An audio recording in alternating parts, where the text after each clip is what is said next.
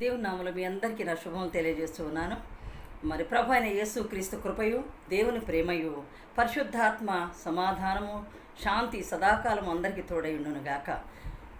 ఆమేన్. స్తుతింతుము ప్రభువా శుభమౌని దినమునా, పరిశుద్ధ మగుని నామం.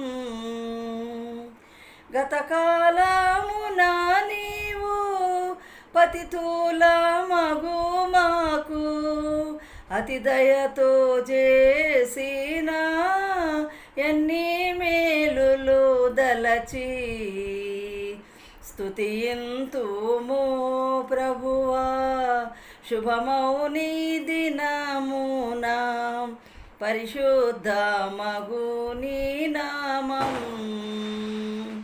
ఎన్నాశ